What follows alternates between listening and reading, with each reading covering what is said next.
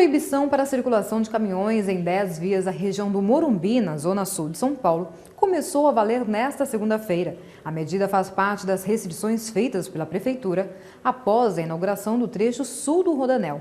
Fica proibido o tráfego de veículos de carga nas avenidas Professor Francisco Morato, Giovanni Gronchi, no Morumbi, entre as pontes do Morumbi e da Avenida Professor Francisco Morato, Luiz Migliano, a Guilherme do Monte Vilares, Jacob Salvador, Jorge João Saad e nas ruas Oscar Americano, Padre Lebret e Rulis Rimet. O tráfego será restrito entre 5 e 21 horas de segunda a sexta-feira e das 10 às 14 horas aos sábados, exceto feriados. A multa para quem não respeitar as restrições é de R$ 85,12, infração média, que gera 4 pontos na carteira de habilitação.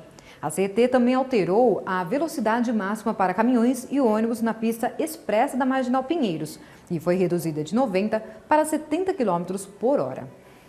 Projeto Clássicos em Cena é apresentado em Pindamonhangaba. Acompanhe. Neste sábado, dia 25, aconteceu no Externato São José o Clássicos em Cena. O projeto visa aproximar o público da música erudita, sempre com apresentações comentadas pelo maestro Parcival Módulo, que faz a curadoria da ação.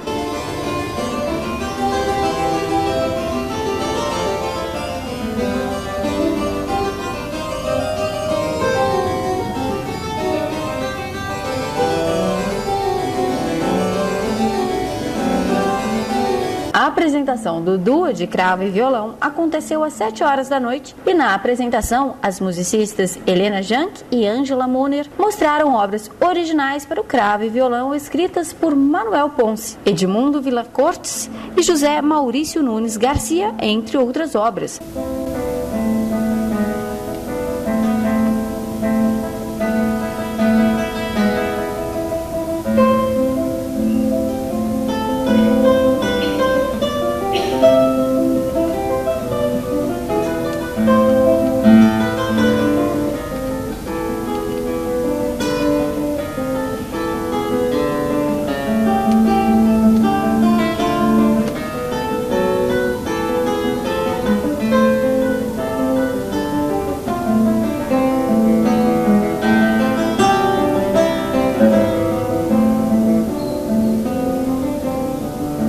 Estive com a Helena na Unicamp, então aí a gente se encontrou e falou: escuta, eu estou retornando, a Helena, estou retornando a tocar cravo, né? Vamos fazer um duo? Falei, oba, vamos! E foi assim, aí a gente começou, a gente já tem esse duo há uns 4 anos, 4, 5 anos. O projeto Clássicos em Cena conta com o apoio do Ministério da Cultura e produção da Direção Cultura.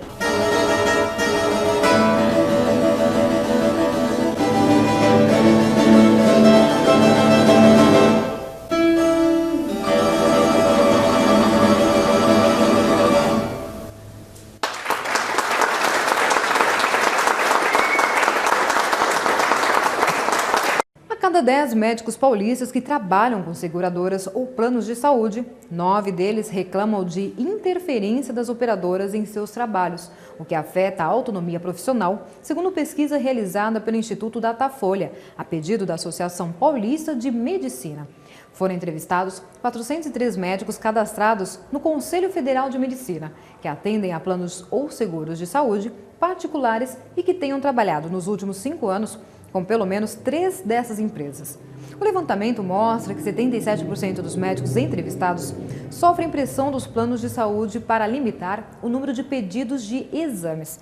Metade deles diz ainda que os convênios também interferem no tempo de internação dos pacientes, na prescrição de medicamentos de alto custo e no período de internação pré-operatório.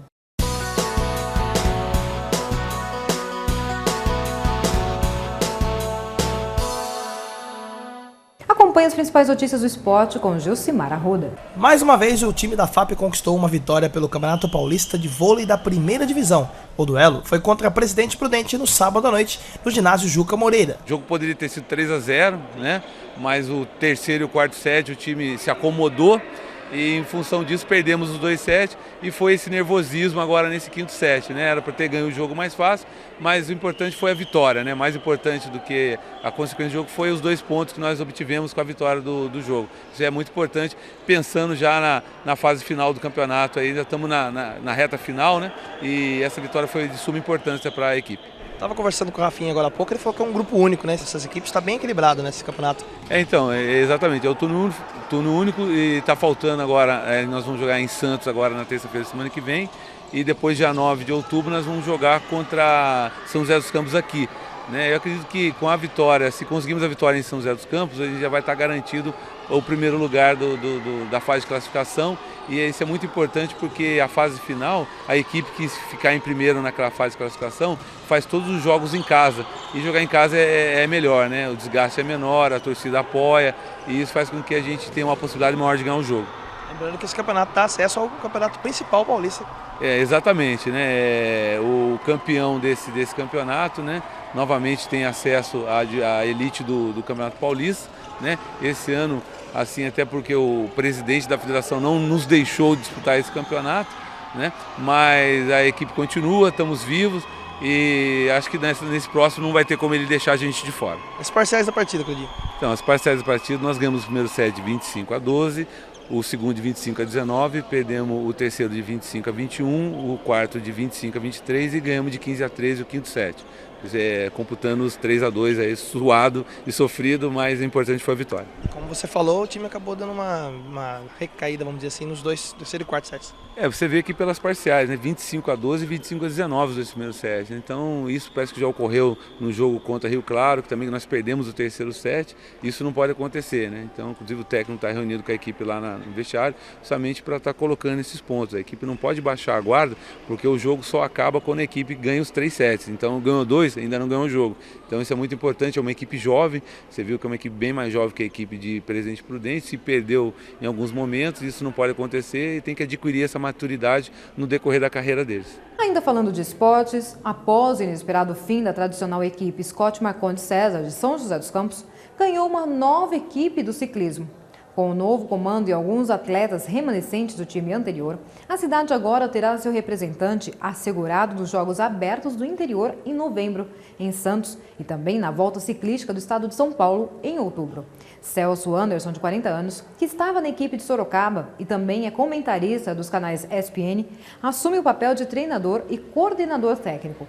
Para ele, a nova equipe de ciclismo tem como meta ficar entre os 3 melhores nos Jogos Abertos e fazer um bom papel na volta do estado. Para 2011, ele pretende levar a equipe novamente a figurar entre as principais do país. Para valorizar e divulgar a cultura africana, a Prefeitura de Pindamonhangaba vai realizar a primeira mostra Vozes da África. Artistas de Pindamonhangaba e região podem apresentar seus trabalhos no evento. As inscrições serão recebidas até o dia 22 de outubro no Departamento de Cultura, localizado na Rua Doutor Campos Salles, número 530, no bairro São Benedito, ao lado da Agência dos Correios. O evento visa incentivar a produção artística, abrindo espaço para os talentos e valorizar a influência cultural africana no Brasil. O tema da primeira mostra é a influência da cultura africana no Brasil.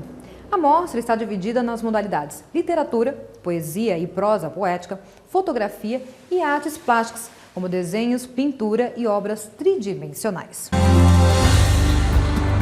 O presidente da Associação Brasileira de Supermercados, Susumu Honda, afirma que o desenvolvimento do setor, puxado sobretudo pelo avanço das classes C e D e pelo Nordeste, está sendo alavancado por lojas de menor porte, que operam com um mix menor de produtos.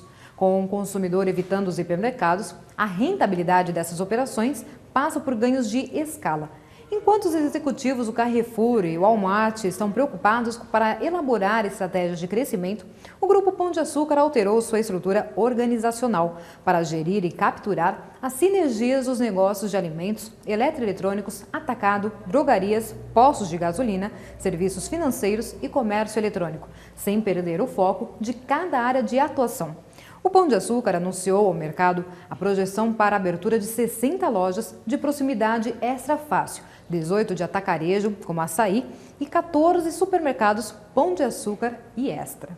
Em instantes você confere, TSE oferece justificativa eleitoral pela internet.